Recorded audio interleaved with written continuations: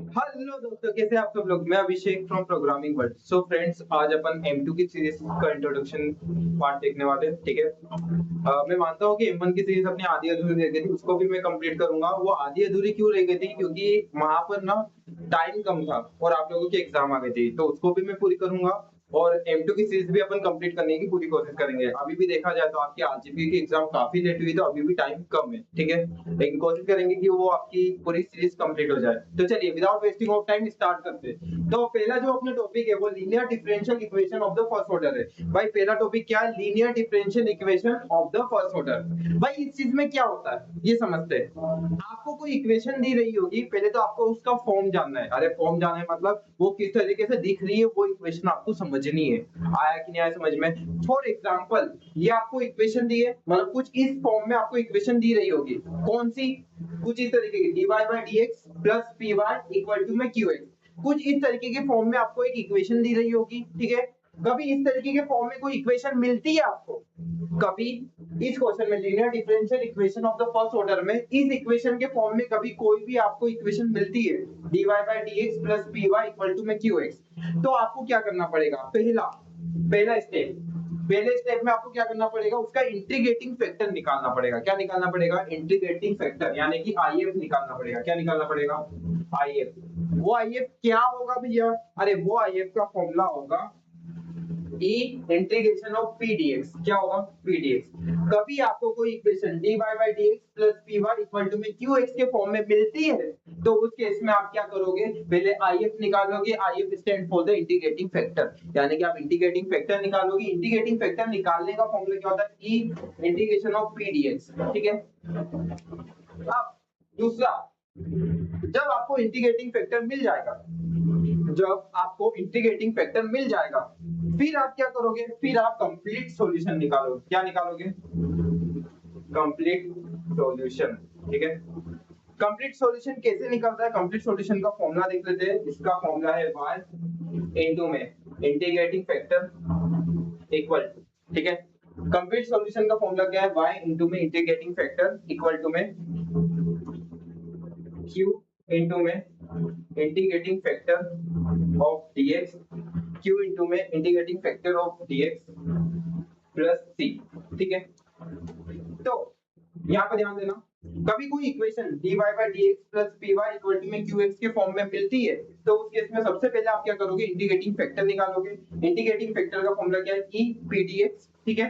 उसके बाद आप क्या करोगे? उसका कंप्लीट सॉल्यूशन निकालोगे। कंप्लीट सॉल्यूशन का फॉर्मूला क्या है? y इनटू में इंटीग्रेटिंग फैक्टर इक्वल टू में इंटीग्रेशन ऑफ q इनटू में इंटीग्रेटिंग फैक्टर dx और प्लस में c। ये c एक कांस्टेंट वैल्यू है। जब अपन किसी भी चीज का इंटीग्रेशन करते हैं, देखो आपने 11th 12th में पढ़ा होगा, राइट? जब अपन किसी भी चीज का इंटीग्रेशन करते हैं तो एक कांस्टेंट वैल्यू रहती है और जिसको अपन c बोलते हैं, तो ये वही कांस्टेंट वैल्यू को शो करता है। आया समझ में? तो ये चीज समझ में है कि कभी कोई इक्वेशन dy by dx की फॉर्म में हो प्लस py और qx को रिप्रेजेंट कर रही हो, तो उस केस में आपको पहले इंटीग्रेटिंग फैक्टर निकालना पड़ता है। इंटीग्रेटिंग फैक्टर का फॉर्मूला होता है E p dx, और उसके बाद कंप्लीट सॉल्यूशन निकालना रहता है। कंप्लीट सॉल्यूशन का फॉर्मूला था y इनटू में इंटीग्रेटिंग फैक्टर q इनटू में if dx प्लस c। ठीक है, मतलब इंटीग्रेशन करना रहता है इनका। लेकिन मान लो कि आपको dy by dx के फॉर्म में कोई इक्वेशन दी रहेगी, तब आप ये काम करोगे ना। आया समझ में? कभी आपको कोई इक्वेशन dy by dx के फॉर्म में दी है, तब आपको ये सारे काम करने पड़ेंगे। लेकिन सपोज करो कि कभी कोई इक्वेशन dx अपॉन dy के फॉर्म में दी गई हो, तो गड़बड़ है यार बाबा। dy by dx के फॉर्म में दिए तो ठीक है, ये काम अपन कर लेंगे। कभी dx by dy के फॉर्म में दी गई हो, तो यानी इस फॉर्म में, तब आपको क्या करना है? तो देखो, या तो इक्वेशन इस फॉर्म में मिलेगी, differential linear differential equation of first order में, या तो इक्वेशन इस फॉर्म में मिलेगी, या फिर कोई इक्वेशन px इक्वल टू में qy। ठीक है, या तो y के फॉर्म में कोई इक्वेशन मिलेगी या x के फॉर्म में मिलेगी। ठीक है, इन दोनों में से एक फॉर्म में कभी आपको कोई इक्वेशन मिलती है, तो वहां linear differential equation of first order लग जाएगा। ठीक है। तो मान लो कोई इक्वेशन x के फॉर्म में मिली, तो उस केस में क्या करना है? उस केस में भी आपको पहला स्टेप क्या निकालना पड़ेगा? इंटीग्रेटिंग फैक्टर निकालना पड़ेगा। क्या निकालना पड़ेगा? अब देखो, ये इक्वेशन y के फॉर्म में थी, तो यहाँ पर dx था, यानी कि अपन जो e की पावर b को x के रिस्पेक्ट में डिफरेंशिएट कर रहे थे, क्योंकि ये इक्वेशन y के फॉर्म में थी। अब ये इक्वेशन x के फॉर्म में, तो इसको अपन y के रिस्पेक्ट में इंटीग्रेट करेंगे। किसके रिस्पेक्ट में इंटीग्रेट करेंगे भाई? y के रिस्पेक्ट में। अरे आया कि नहीं आया समझ में? आ गया होगा राइट। चलिए दूसरा कंप्लीट सॉल्यूशन निकालना है। क्या निकालना है? Complete solution. कैसे निकलेगा समझते हैं, ठीक है। अब देखना है यहाँ पर कंप्लीट सॉल्यूशन का फॉर्मूला सेम है। यहाँ y था, क्यों? क्योंकि y के रिस्पेक्ट में इक्वेशन थी, ये x के रिस्पेक्ट में थी। यहाँ क्या क्या x इनटू में इंटीग्रेटिंग फैक्टर, ठीक है, इक्वल टू में इंटीग्रेशन ऑफ q इनटू में इंटीग्रेटिंग फैक्टर। उसके बाद क्या आ जाएगा? अब देखो यहाँ पर एक y के रिस्पेक्ट में डिफरेंशिएट कर रहे थे तो यहाँ x आ गया था, यहाँ पर y आ जाएगा dy प्लस c। आया कि नहीं आया समझ में? तो ऑनलाइन ये फॉर्मूला समझ में आया? मुझे लगा आपको ये फॉर्मूले यानी स्टेप समझ में आ गई होगी। कभी कोई इक्वेशन इस फॉर्म में होती है तो उसका इंटीग्रेटिंग फैक्टर इस फॉर्म में निकलेगा और उसके बाद आपको कंप्लीट सॉल्यूशन निकालना रहता है। लेकिन वहीं भी कभी कोई इक्वेशन इस फॉर्म में होती है तो उसका इंटीग्रेटिंग फैक्टर y के रिस्पेक्ट में जाएगा और आपको फिर कंप्लीट सॉल्यूशन निकालना है। ये नोटेट कर लीजिए। नोटेड बच्चा पार्टी, नोटेड, ठीक है। चलिए ये नोट कर लिया आपने। अब नेक्स्ट स्लाइड पे आते हैं। सर आपने तो फॉर्मूले बता दिए, क्वेश्चन कौन करके बताएगा? करते हैं ना, थोड़ा तो रुको। चलिए तो क्वेश्चन करके देखते हैं। तो एक क्वेश्चन है मेरे पास लिखा हुआ, मैं इसको लिख देता हूँ यहाँ पर सॉल्व। एक क्वेश्चन में लिख देता हूँ सॉल्व 1 प्लस में y square dx equal to में 10 inverse of y, 10 inverse of y minus में x dy, ठीक है। ये क्वेश्चन दिया है ना। देखो आपको इक्वेशन बनानी पड़ेगी उस फॉर्म में। आपको दी गई मतलब कुछ इस तरीके के क्वेश्चन दिए गए होंगे एग्जाम में और आपको इक्वेशन बनानी पड़ेगी। आया कि नहीं समझ में? पहला पॉइंट कि आपको इक्वेशन बनानी पड़ेगी, आपको कुछ क्वेश्चन इस तरीके के फॉर्म में दिए गए होंगे, ठीक है। दूसरा पॉइंट, इक्वेशन बनाए तो बनाए कैसे? चलो सोचते इक्वेशन बनाने का। क्या मैं इसको dy by dx के फॉर्म में बना सकता हूँ? मतलब क्या मैं इस इक्वेशन को, ये जो इक्वेशन दी है इसको मैं कुछ इस फॉर्म में बना सकता हूँ? ये वाले फॉर्म में, इस वाले फॉर्म में क्या इस इक्वेशन को बना सकते हैं? बनाने का ट्राई करते हैं। तो dy by dx के फॉर्म में बनाना है, dy by dx, ठीक है। तो dy by dx यानी कि इस वाले को पूरा इसके नीचे ले आओ, यानी कि यहाँ पर आ गया 1 प्लस में वाई स्क्वायर अपॉन में 10 inverse of y minus x equal to में dy by dx, ठीक है। कभी इसको इधर ले जाओ तो ऐसा कुछ बन रहा है dy by dx माइनस में 1 प्लस में y स्क्वायर अपॉन में 10 inverse of y minus x equal to 0। अब देखा जाए तो ये जो इक्वेशन आपने बनाई है ये क्या इसको सेटिस्फाई कर पा रही है? dy by dx plus py equal to में qx। यहाँ पर देखा जाए तो dy by dx, चलो ठीक है, यहाँ तो माइनस आ गया भाई, माइनस आ गया ना, ठीक है। उसके बाद ये y का फॉर्म भी नहीं दे पा रहा है मुझे, यानी कि ये जो इक्वेशन है ना वो इस वाले फॉर्मूले के अकॉर्डिंग चल ही नहीं रहा है। तो क्या इस वाले फॉर्मूले के अकॉर्डिंग चल रहा है? एक बार बना के देखते हैं, ठीक है। चलिए हाँ, इसको मैं हटा रहा हूँ, अभी आपको समझ में आ जाएगा, थोड़ा सा वेट कर लीजिए। चलिए एक काम करते हैं, dy by dx के केस में तो ये पॉसिबल नहीं कि ये इक्वेशन वर्क करेगी, ठीक है। तो इसको क्या करते हैं, dx by dy के फॉर्म में बना के देखते हैं। किस फॉर्म में बना के देखते हैं भाई? dx by dy, ठीक है। हाँ तो बना के देखते हैं ना, आ जाओ। तो इसको मैं dx by dy के फॉर्म में करके देखता हूँ। तो यहाँ पर क्या आ गया dx और इसको इधर ले आओ इसके नीचे, तो यहाँ dy आ गया, ठीक है। और ये इसके नीचे चले जाएगा, यानी कि 10 इनवर्स ऑफ y अपॉन में माइनस x अपॉन में यहाँ पर क्या आ जाएगा 1 प्लस में y का स्क्वायर, ठीक है। अब स्क्वायर, ठीक है। अब क्या करेंगे, अब मेरी बात सुनना, इसको थोड़ा सा साइड में लिख देता हूँ, क्या स्पेस होनी चाहिए अपने पास, इधर लिख देता है। इधर विजिबल है? हाँ विजिबल है। तो dx अपॉन में dy इक्वल टू में क्या आ जाएगा 10 inverse y minus x upon में 1 प्लस में y स्क्वायर, ठीक है। आया समझ में? अब मेरी बात सुनना, dx अपॉन में dy इक्वल टू में 10 इनवर्स y, इसको मैं अलग कर रहा हूँ, 10 inverse y minus x upon में 1 प्लस y स्क्वायर है, तो इसको मैं अलग अलग कर रहा हूँ, ठीक है। तो यहाँ पर क्या हो जाएगा 10 इनवर्स y अपॉन में 1 प्लस y स्क्वायर माइनस में x अपॉन में 1 प्लस y स्क्वायर, ठीक है। आया समझ में? अब क्या करते हैं, मेरी बात सुनो, अब एक काम करते हैं, ये जो माइनस में है, ये इधर आके किस में आ जाएगा, प्लस में आ जाएगा, ये माइनस का, ये समझ में आया कि नहीं, tan inverse y minus x upon में 1 प्लस y स्क्वायर है। बस इन दोनों को मैंने अलग अलग किया, क्या किया, इन दोनों को मैंने अलग अलग कर दिया, ठीक है, ये चीज समझ में आई। चलिए अब मैं क्या करता हूँ, मेरी बात ध्यान से सुनना, dx अपॉन में dy इक्वल टू में, है ना, सॉरी ये माइनस में था, इसको इधर लाए तो प्लस में आ जाएगा, ठीक है, इसको इधर लाएंगे तो प्लस में आ जाएगा, प्लस x अपॉन में 1 plus y square equal to में क्या आ रहा है, tan inverse of y upon में 1 प्लस y स्क्वायर। अब देखा जाए तो ये जो इक्वेशन है, क्या ये अपनी बनाई गई इक्वेशन को सेटिस्फाई हो रही है, मतलब अपनी कौन सी इक्वेशन थी, dx अपॉन dy वाली इक्वेशन अपन देखते हैं, तो अपने पास जो दी गई इक्वेशन है dx अपॉन dy वाली, वो क्या बोलती है, py px आएगा ना इधर, सॉरी।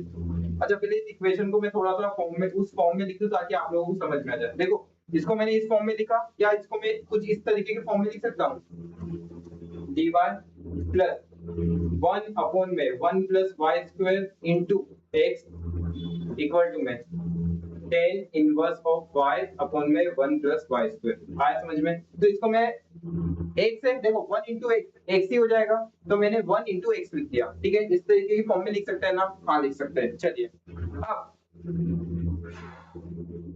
करेक्ट सर, चलिए तो ये जो dy by dx का फॉर्मूला बन रहा है कि नहीं देख लेते हैं, सॉरी dx अपॉन dy का फॉर्मूला बन रहा है क्या, जो अपनी दी गई इक्वेशन है उसको मैं लिखता हूँ, थोड़े अलग कलर में लिखता हूँ ताकि आप लोगों को समझ में आ जाए।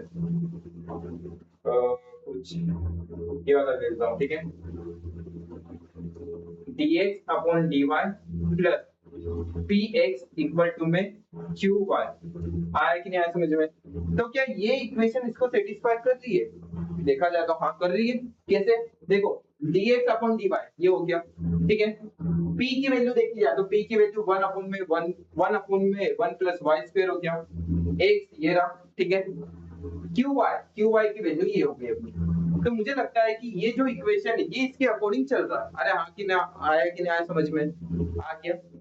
देखो dx अपॉन में dy, हाँ dx अपॉन में dy कंपेयर करना, हाँ px, तो ये मेरा p हो गया पूरा, ये क्या हो गया p, और ये x px, हाँ qy, तो ये qy हो गया, क्योंकि देखो ना ये y है तो y की रिस्पेक्ट में पूरा function tan inverse of y upon में 1 प्लस y स्क्वायर। आया समझ में? तो मुझे देखा जाए तो ये इक्वेशन इसको सेटिस्फाई कर रही है, ये इक्वेशन इसको सेटिस्फाई कर रही है। अरे आया कि नहीं आया समझ में? समझ में आ गया? ठीक है, तो देखा जाए, देखो dx अपॉन में dy ये सेटिस्फाई हो रहा है, px यानी कि p की वैल्यू ये थी px, और फिर tan इनवर्स y अपॉन में 1 प्लस y स्क्वायर यानी कि qy, हाँ सेटिस्फाई हो रहा है। आया कि नहीं आया समझ में? चलिए तो इसको मैं थोड़ा सा, ये आपने लिख लिया होगा, इसको पहले स्क्रीनशॉट लिख लीजिए। चलिए स्क्रीनशॉट ले लिया, ठीक है। अब इसको मैं पूरा इधर कर देता हूँ। गुड, चलिए अब यहाँ चलते हैं।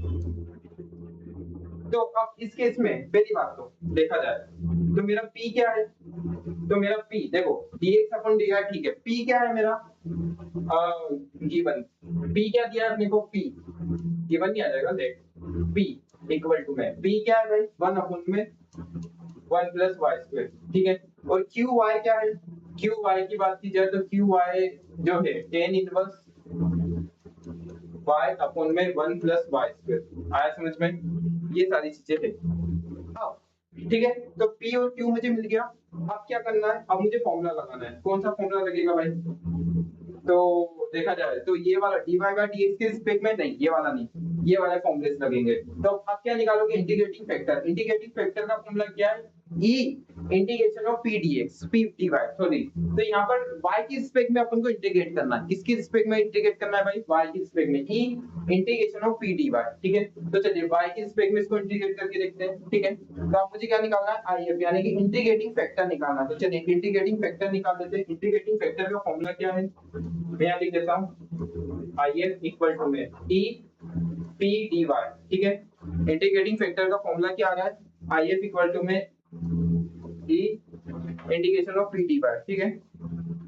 चलिए करके देखें, तो करके देखते हैं। मैंने यहाँ लिख दिया if इक्वल टू में e इंटीग्रेटिंग p की वैल्यू क्या है, p की वैल्यू 1 अपॉन में 1 प्लस y स्क्वायर है, ठीक है, और इसको y के रिस्पेक्ट में अपन इंटीग्रेट कर रहे हैं। चलिए तो p की वैल्यू मैंने रख दी यहाँ पर, देखो यहाँ पर p dy बोला है तो p की वैल्यू क्या थी 1 अपॉन में 1 प्लस y स्क्वायर, तो मैंने यहाँ रख दिया। अब मेरी बात सुनना ध्यान से, इधर फॉर्मूला लिख रहा हूँ, देखो फॉर्मूला में इस कलर से लिख रहा हूँ ताकि आपको समझ में आ जाए।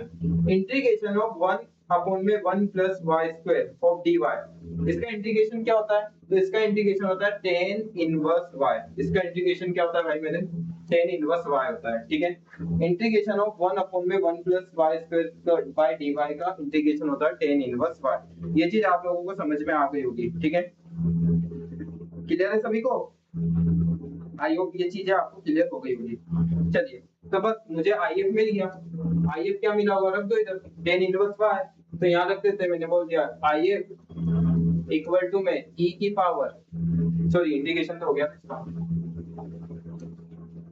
तो यहाँ पर क्या रहा tan इनवर्स y, तो मैंने बोला e की पावर tan इनवर्स y, ठीक है। ये मेरा IF आ गया, ये क्लियर है। अब IF आ गया तो अब इसका फॉर्मूला लगाओ, किसका? अपना, आपने IF निकाल दिया, अब दूसरा क्या करेंगे? कंप्लीट सॉल्यूशन निकालेंगे। कंप्लीट सॉल्यूशन का फॉर्मूला क्या होता है? x इनटू में IF इक्वल टू में इंटीग्रेशन ऑफ q इनटू में IF dy प्लस c, ठीक है। तो x इनटू में IF इक्वल टू में इंटीग्रेशन ऑफ q इनटू में IF dy प्लस c, ये फॉर्मूला होता है कंप्लीट सॉल्यूशन का। तो चलिए कंप्लीट सॉल्यूशन निकाल लेते हैं। तो मैं यहाँ आ जाता हूँ कंप्लीट सॉल्यूशन पे, ठीक है। तो मैंने लिख दिया कंप्लीट सॉल्यूशन। कंप्लीट सॉल्यूशन का फॉर्मूला क्या है? तो लिखो भाई फॉर्मूला क्या था कंप्लीट सॉल्यूशन का फॉर्मूला, बताओ। तो मैंने लिख दिया x इनटू में IF इक्वल टू में, ठीक है, q इनटू में IF, ठीक है, q इनटू में IF of dy plus c, ठीक है। ये इसका फॉर्मूला है, ठीक है। चलिए अब करें स्टार्ट। तो यहाँ पर x की वैल्यू क्या है?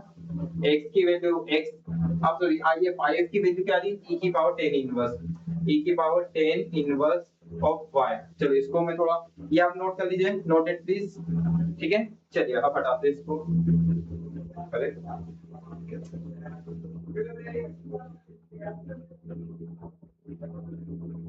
चलिए अरे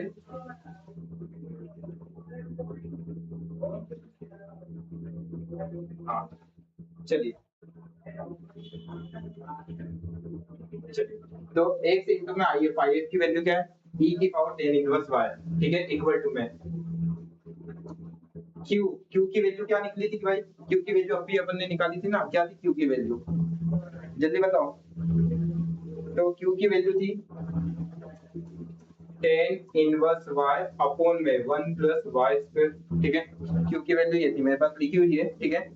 अपन ने निकाली भी थी q की वैल्यू, तो tan इनवर्स y अपॉन में 1 प्लस y स्क्वायर, अब इनटू में IF यानी कि e की पावर tan इनवर्स y, ठीक है, dy प्लस c। आगे समझ में? अब यहाँ पर देखा जाए तो यहाँ पर दो फैक्टर है, यानी कि यहाँ पर मल्टीप्लाई रूल लगेगा। कौन सा रूल लगेगा? मल्टीप्लाई रूल, यानी कि दो चीजों का अपन को इंटीग्रेशन करना है। क्या करना है? इंटीग्रेशन करना है। तो जब भी आपको दो चीजों का इंटीग्रेशन करना रहता है तो वहां पर मल्टीप्लाई रूल लग जाता है, और उस मल्टीप्लाई रूल का फॉर्मूला क्या है? तो फॉर्मूला अपन डिस्कस कर लेते हैं, ठीक है। जब भी आपको दो चीजों का मल्टीप्लाई करना रहता है तो वहाँ मल्टीप्लाई रूल लगता है, और वो मल्टीप्लाई रूल का फॉर्मूला क्या है? तो चलिए समझते हैं। अच्छा, फॉर्मूला लगाने से पहले मैं यहाँ पर, आपने एक 11 12 में एक बेसिक सी चीजें पढ़ी होगी, ठीक है। क्या पढ़ा होगा मैं बताता हूँ। जस्ट सपोज कि यहाँ पर देखा जाए तो यहाँ पर tan इनवर्स y को t मान लो। क्या मान लो? ये जो tan इनवर्स y है इसको मैंने माना t। क्या माना? t, ठीक है। और इसको मैं t के रिस्पेक्ट में डिफरेंशिएट कर रहा हूँ। इसको मैं किसके रिस्पेक्ट में डिफरेंशिएट कर रहा हूँ? t के रिस्पेक्ट में। तो यहाँ पर चलो डिफरेंशिएट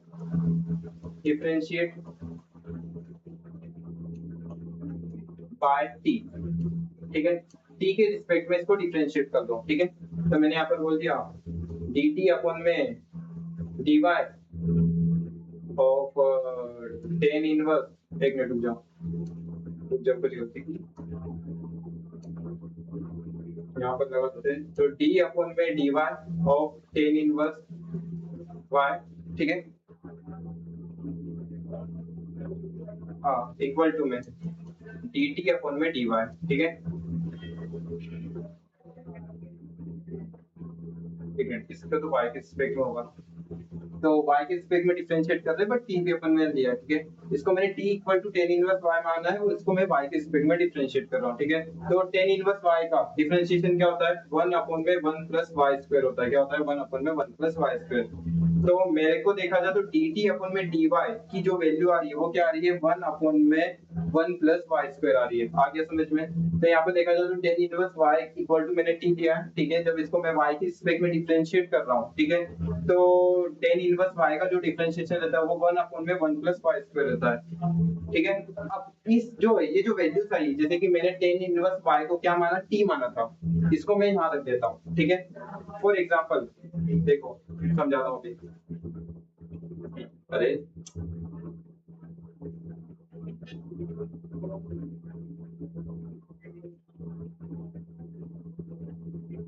रुक जाओ, ये जो स्मार्ट बोर्ड है वो बड़ी, चलो ठीक है, मेरी बात सुनना। अब यहाँ पे ध्यान देना, यहाँ पर मैं क्या कर रहा हूँ, x इंटू में, ठीक है, x इंटू में e की power tan inverse y, e की पावर tan इनवर्स y। तो tan इनवर्स y को मैंने क्या माना, t माना, तो यहाँ पर मैंने t लिख दिया, ठीक है। अब यहाँ पर क्या किया, tan इनवर्स y की वैल्यू क्या है, t है, तो यहाँ पर t रख दिया अपॉन में 1 प्लस y स्क्वायर, ठीक है। क्या आ जाएगा, tan इनवर्स y, सॉरी एक मिनट, अच्छा ठीक है, रुक जाओ, इसको थोड़ा सा और अपन कर सकते हैं ना कन्वर्ट। एक काम करते हैं, ये dy को यहाँ पहुंचा दूं, तो dy अपॉन में 1 plus y square equal to में क्या हो गया, dt हो गया। dt की वैल्यू निकल आई। अब इस इक्वेशन में पुट करते हैं अपन, ठीक है। तो यहाँ ध्यान देना, x इंटू में e की पावर tan इनवर्स y, यानी कि e की power tan inverse y, tan inverse y की वैल्यू क्या है, t है, तो यहाँ t आ गया इक्वल टू में integration of tan inverse y, ठीक है। तो tan इनवर्स y की वैल्यू तो t है अपॉन में 1 plus y square of dy, ठीक है, 1 plus y square of dy। इसकी वैल्यू क्या हो जाएगी, dt हो रही है, क्या हो रही है, dt, तो यहाँ क्या आ जाएगा, dt आ जाएगा, dt, ठीक है। और e की पावर tan इनवर्स y यानी कि t, यानी कि यहाँ पर देखा जाए प्लस c, ठीक है। यानी कि जो इक्वेशन बनी है, सॉरी, इस इक्वेशन को देखा जाए तो ये इक्वेशन कुछ इस फॉर्म में बनी है। ये आपने नोट कर लिया होगा, ठीक है। तो e की पावर t इक्वल टू में इंटीग्रेशन ऑफ t e की power t dt plus t, ठीक है। ये इक्वेशन कुछ इस फॉर्म में बनी है, आ गया समझ में, ठीक है। अब आपने 11th 12th में तो पढ़ा होगा कि वो dt में कन्वर्ट कर दो, t इक्वल टू, जिससे क्या होती है, इक्वेशन छोटी हो जाती है। अब देखो वो इक्वेशन कितनी बड़ी जा रही थी, अब वो इक्वेशन कितनी सी हो गई है, ठीक है। तो मैंने इक्वेशन को छोटा किया है, बस क्या किया है, छोटा किया है। आया कि नहीं आया समझ में, चलिए, तो ये चीज समझ में आ गई होगी। अब यहाँ पर देखो, यहाँ पर देखा जाए तो दो का इंटीग्रेशन एक साथ करना है, तो यहाँ पर लगेगा मल्टीप्लाई रूल। कौन सा रूल लग जाएगा भाई, मल्टीप्लाई रूल लग जाएगा। यहाँ पर देखा जाए तो दो चीजें, वो दो चीजों का जब अपन को इंटीग्रेशन एक साथ करना रहता है तो वहां पर एक रूल लगता है जिसका नाम है मल्टीप्लाई रूल। कौन सा रूल है, मल्टीप्लाई। तो यहाँ पर मल्टीप्लाई रूल को अप्लाई कर देते हैं, चलिए करें। 1, चलिए मैं यहाँ लिख देता हूँ इंटीग्रेशन ऑफ 1 and 2। जब आपको दो चीजें दी रहती है तो दो चीजों का इंटीग्रेशन कैसे होगा, ठीक है। तो पहले कुछ भी मान लो dt या dx के फॉर्म में, ठीक है। तो वहां पर दो चीजों का कभी आपको इंटीग्रेशन करना था, उसके समय पहले को एज इट इज छोड़ दो, ठीक है। पहली चीज को आप एज इट इज छोड़ दो, जैसे कि दो चीजें, जैसे कि t और e की पावर t दिया है ना, ये दो फंक्शंस मान लो, है ना। तो दो फंक्शंस का जब आपको इंटीग्रेशन करना रहता है, ठीक है, जब आपको दो फंक्शंस का इंटीग्रेशन करना रहता है, जब आपको दो फंक्शंस का इंटीग्रेशन करना रहता है, तब पहले फंक्शन को एज इट इज छोड़ दो और सेकंड का इंटीग्रेशन कर दो। क्या कर दो, सेकंड का इंटीग्रेशन, ठीक है। आया समझ में, पहले फंक्शन को एज इट इज छोड़ दिया और सेकंड का इंटीग्रेशन कर दिया, ठीक है। फिर आ जाएगा माइनस का साइन, ठीक है। फिर क्या आ जाएगा, माइनस का साइन आ जाएगा, इधर माइनस है, फिर माइनस का साइन आ गया। उसके बाद क्या करना है, उसके बाद फर्स्ट का डिफरेंशिएशन क्या आ जाएगा, फर्स्ट फंक्शन का डिफरेंशिएशन आ जाएगा, ठीक है। फर्स्ट फंक्शन का डिफरेंशिएशन, इंटीग्रेशन का साइन, फिर क्या आएगा, फर्स्ट फंक्शन का डिफरेंशिएशन, ठीक है। उसके बाद क्या आएगा, उसके बाद सेकंड फंक्शन का क्या आ जाएगा, सेकंड फंक्शन का इंटीग्रेशन क्या आ जाएगा, सेकेंड फंक्शन का इंटीग्रेशन आ जाएगा। आगे समझ में, और ये पूरा होल इंटीग्रेशन लग जाएगा। क्या लग जाएगा? Whole integration. ये फॉर्मूला है, ये फॉर्मूला अभी आपको समझ में नहीं आया होगा, कोई बात नहीं, अपन जब ऐसा अप्लाई करेंगे तब आप समझ जाओगे। देखो जब भी मल्टीप्लाई रूल की बात आती है, देखो इंटीग्रेशन एक ऐसा टॉपिक है जो बच्चों के होश उड़ा देता है, कुछ भी बोल सकते हो, लेकिन मैं पूरी कोशिश करूंगा कि आपको अच्छे से समझ में आए, ठीक है।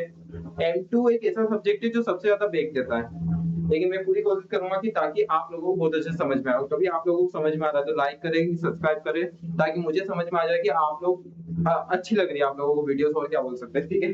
चलिए तो मेरी बात सुनिए, मल्टीप्लाई रूल की बात की जाए तो देखो दो फंक्शंस का इंटीग्रेशन है ना, तो पहले फंक्शन को एज इट इज छोड़ दो, सेकंड का इंटीग्रेशन कर दो, फिर माइनस सेकंड फंक्शन को, फर्स्ट फंक्शन का डिफरेंशिएशन, सेकंड का इंटीग्रेशन, और फिर जो भी बचा उस पूरे का इंटीग्रेशन करना है, ठीक है। मतलब समझते हैं।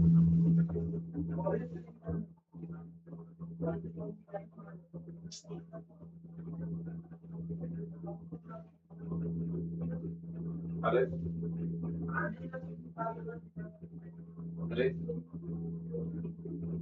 चलिए, अब फॉर एग्जाम्पल यहाँ की बात की जाए, ठीक है। यहाँ पर आप पहली बात तो सब पहचानेंगे कैसे कौन सा फर्स्ट फंक्शन है, कौन सा सेकंड फंक्शन है। क्या किसी को भी फर्स्ट और सेकंड मान सकते हैं? Answer is no. आप किसी भी फंक्शन को फर्स्ट और सेकंड फंक्शन नहीं मान सकते हो। यहाँ पर एक रूल होता है जिसका नाम है आइलेट रूल। कौन सा रूल भाई? आइलेट, ठीक है। मैं लिख देता हूँ आइलेट रूल के बारे में, ठीक है। यहाँ पर एक रूल होता है जिसका नाम है आइलेट, आइलेट रूल। आइलेट का मतलब क्या होता है? इसके अकॉर्डिंग आपको फंक्शंस की नंबरिंग देनी है कि कौन सा फंक्शन फर्स्ट बनेगा, कौन सा फंक्शन सेकंड बनेगा। आइलेट रूल क्या बोलता है कि पहले जो प्रायोरिटी है वो इनवर्स की दी जाएगी। किसकी? कभी आपको कोई मिलता है, फॉर एग्जांपल हाँ कोई मल्टीप्लाई रूल वाला इंटीग्रेशन का फंक्शन मिलता है, तो उस केस में जो पहली प्रायोरिटी यानी कि जो पहला फंक्शन मानोगे, कभी वहां पर कोई इनवर्स फंक्शन मिलता है, इनवर्स फंक्शन यानी कि tan inverse y, cosec inverse y, ऐसा कुछ फंक्शन आपको मिलता है, तो उस केस में जो प्रायोरिटी दी जाएगी वो फर्स्ट फंक्शन की प्रायोरिटी इनवर्स को दी जाएगी। उसके बाद कभी मान लो इनवर्स फंक्शन फर्स्ट नहीं बनता है, यानी कि इनवर्स फंक्शन है ही नहीं, इनवर्स फंक्शन है ही नहीं आपके इसमें, ठीक है। तो उसके बाद लॉग फंक्शन को फर्स्ट प्रायोरिटी दी जाएगी। एल का मतलब होता है लॉग, ठीक है। कभी मान लो इसके बाद इनवर्स के बाद, मतलब इनवर्स नाम का कोई फंक्शन एग्जिस्ट नहीं करता इंटीग्रेशन में, और लॉग नाम का फंक्शन एग्जिस्ट करता है, तो उसके बाद जो प्रायोरिटी रहेगी वो लॉग की रहेगी। उसके बाद कभी किसी को फर्स्ट फंक्शन मानना पड़ेगा, मान लो इनवर्स और लॉग दोनों ही नहीं है ना, तो उसके बाद जो प्रायोरिटी बनेगी वो अलजेब्रा की बनेगी। किसकी बनेगी? अलजेब्रा, ठीक है। यानी कि आपका जो फर्स्ट फंक्शन बनेगा वो अलजेब्रा बनेगा। लेकिन मान लो तीनों ही नहीं अवेलेबल है, ना इनवर्स अवेलेबल है, ना लॉग अवेलेबल है, ना अलजेब्रा अवेलेबल है, तो जो ट्रिग्नोमेट्रिक फंक्शन होते हैं, ठीक है, ट्रिग्नोमेट्रिक फंक्शन की प्रायोरिटी बनेगी। फिर क्या बनेगी? ट्रिग्नोमेट्रिक फंक्शन की। लेकिन मान लो ट्रिग्नोमेट्रिक फंक्शन भी नहीं है, तो लास्ट में बचा कुछ है एक्सपोनेंशियल फंक्शन। क्या है? Exponential function. तो आपको जो फर्स्ट फंक्शन और सेकंड फंक्शन मानना है वो आइलेट के अकॉर्डिंग मानना पड़ेगा। आइलेट का मतलब इनवर्स, एल का मतलब लॉग, ए का मतलब अलजेब्रा, टी का मतलब ट्रिग्नोमेट्री, और ई का मतलब एक्सपोनेंशियल। इनके अकॉर्डिंग आपको फर्स्ट फंक्शन और सेकंड फंक्शन मानना पड़ता है। आ गया समझ में? चलिए अब मैं क्या करता हूँ, चलिए इसको हटा देते हैं अपन। ये नोट कर लीजिए, आइलेट, आइलेट नोट कर लिया। चलिए मैं इसको हटा रहा हूँ, ठीक है। चलिए अब इसको इंटीग्रेट करके देखते हैं, टाइम हो रहा है। चलिए वीडियो ज्यादा लंबी नहीं करनी है अपन को, अपन इंटीग्रेट करके देखते हैं। तो मेरा फर्स्ट फंक्शन कौन सा होगा भाई? अब देखा जाए तो मेरा फर्स्ट फंक्शन x है ना, आइलेट के अकॉर्डिंग देखा जाए, आइलेट जो एक्सपोनेंशियल लास्ट है, तो ये सेकंड फंक्शन बन सकता है। यहाँ पर देखा जाए तो अलजेब्रा, यहाँ पर x की बात कर रहे हैं अपन, x is the algebraic function, ठीक है। तो अलजेब्रा आ गया, और एक्सपोनेंशियल लास्ट में, यानी कि एक्सपोनेंशियल सेकंड बनेगा और अलजेब्रा फर्स्ट बनेगा, क्योंकि अलजेब्रा पहला आ रहा है आइलेट के अकॉर्डिंग। आइलेट के अकॉर्डिंग अलजेब्रा पहला आ रहा है और एक्सपोनेंशियल लास्ट में आ रहा है, तो अलजेब्रा फर्स्ट फंक्शन बन जाएगा और एक्सपोनेंशियल लास्ट फंक्शन बन जाएगा, ठीक है, यानी सेकंड फंक्शन। चलिए तो करके देखते हैं। तो यहाँ पर क्या आ गया, यहाँ पर मैं लिख देता हूँ इंटीग्रेशन ऑफ x e की पावर d, d के dt के अकॉर्डिंग कर देना, ठीक है। तो यहाँ पर क्या आ जाएगा, मेरी बात सुनना, dt के अकॉर्डिंग यहाँ पर इंटीग्रेशन हो रहा है, ठीक है। अब फर्स्ट को एज इट इज छोड़ दो, फर्स्ट अपना फंक्शन कौन सा? x है, तो x को एज इट इज छोड़ा। सेकंड का इंटीग्रेशन, सेकंड का इंटीग्रेशन यानी कि e की पावर t dt, ठीक है। उसके बाद माइनस, उसके बाद क्या बोला? फर्स्ट का डिफरेंशिएशन, फर्स्ट का डिफरेंशिएशन कर लेते हैं, dx अपॉन में dt, ठीक है।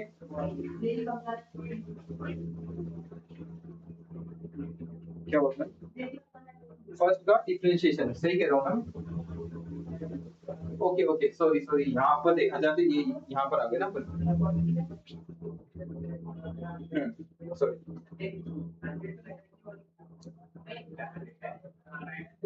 अरे भाई इंटीग्रेशन तो इन दोनों का कर रहे हो ना, ठीक है, तो यहाँ पर इसको भी मैं हटा देता हूँ, ठीक है। तो सर ये टी की बात की जाए तो अपने टी किसको माना था, मेरी बात सुनो, ये मेरी गलती है, ठीक है। टी इंटू में ई की पावर टी है ना, तो अपने टी किसको माना था, तो टी मैंने माना था I think tan inverse y को, भाई मैंने टी किसको माना था, टेन इनवर्स वाई को मैंने टी माना था। और ये क्या है, मेरा इनवर्स फंक्शन है, कैसा है, इनवर्स, और आई लेट के अकॉर्डिंग इनवर्स पहले आता है और एक्सपोनेंशियल बाद में आता है। यहाँ पर देखा जाए तो ये एक्सपोनेंशियल है और ये इनवर्स है, तो आईलेट के अकॉर्डिंग इनवर्स पहले आ रहा है और एक्सपोनेंशियल बाद में आता है। तो यहाँ पर जो प्रायोरिटी है, जो मेरा फर्स्ट फंक्शन बनेगा वो इनवर्स बनेगा। कौन बनेगा, इनवर्स, ठीक है। तो inverse is my first function, ठीक है। तो यहाँ पर मैंने बोल दिया x इनटू में e की पावर t इक्वल टू में, देखो यहाँ पर t, पहले तो फर्स्ट फंक्शन बाहर लिख दो, फर्स्ट फंक्शन क्या t है, तो यहाँ पर t आ गया, ठीक है। यहाँ पर क्या आ गया, t। इंटीग्रेशन, सेकंड का इंटीग्रेशन, सेकंड का इंटीग्रेशन यानी कि e d et, ठीक है। फिर माइनस फर्स्ट का डिफरेंशिएशन, फर्स्ट का डिफरेंशिएशन या फर्स्ट का डिफरेंशिएशन यानी कि dt अपॉन में dt, ठीक है। फिर यहाँ पर है यहाँ पर, हाँ, फिर सेकंड का इंटीग्रेशन, सेकंड का इंटीग्रेशन यानी कि e की पावर t dt, ठीक है। फिर यहाँ पर t आ जाएगा, होल इंटीग्रेशन, फिर पूरे का होल इंटीग्रेशन, ठीक है। तो चलिए करके देखते हैं। e इंटू में x इंटू में e की पावर t, ये तो ऐसे ही आ जाएगा, ये वाली है ना। अब t, तो t आ गया। अब e की पावर t, देखो e की पावर t का जो इंटीग्रेशन है वो e की पावर t ही होता है, तो यहाँ पर e की पावर t आ गया, ठीक है, माइनस। अब dt, देखो dt का डिफरेंशिएशन dt की रिस्पेक्ट में 1 ही होगा, ठीक है, तो यहाँ पर 1 आ गया, मल्टीप्लाई बाय et, यानी कि et का इंटीग्रेशन et की रिस्पेक्ट में et होगा, तो यहाँ पर सॉरी et का इंटीग्रेशन et होता है, ठीक है।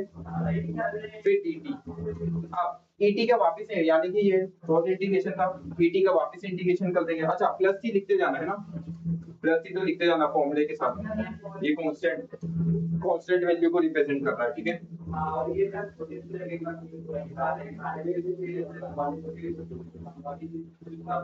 चलिए तो मैंने बोल दिया x इंटू में e की पावर t इक्वल टू में, आई होप आपको समझ में आ रहा होगा, ठीक है।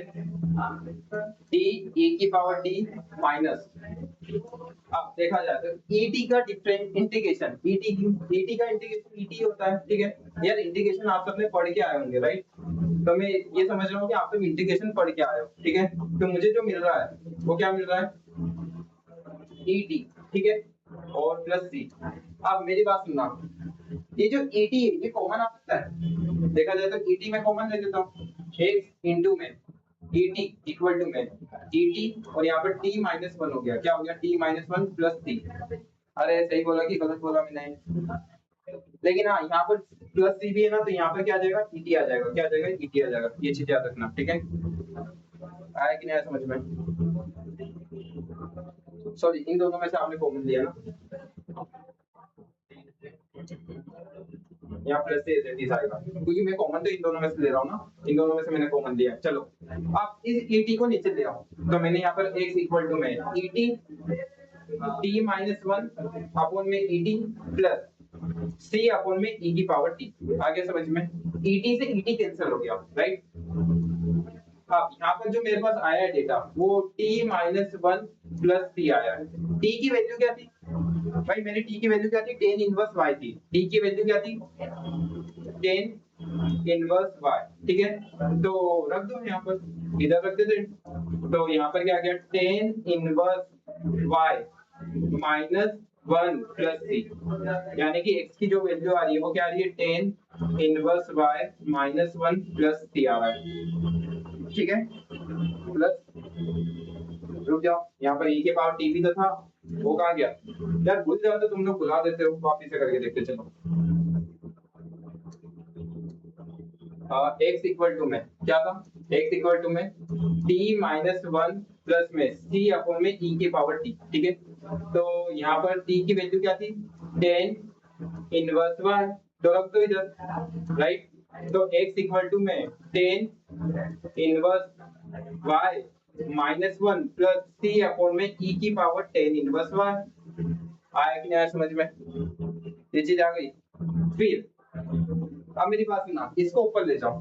तो यहाँ पर क्या आ रहा है, टेन, इसको और सोल्व कर देते, ten inverse y minus one plus c into में e की power minus tan inverse minus y आ जाएगा। कभी पावर प्लस में होती है डिनोमिनेटर में, ऊपर जाके माइनस में हो जाती है, और कभी माइनस में होती है तो ऊपर जाके प्लस में हो जाती है। तो ये आपका फाइनल आंसर है। और आई होप आपको ये वीडियो समझ में आई होगी M2 की। ये एकदम बेसिक क्वेश्चन था, बेसिक क्वेश्चन। आई होप समझ में आएगा। कभी वीडियो अच्छी लगी हो तो लाइक करें, सब्सक्राइब करें, शेयर करें। Thank you.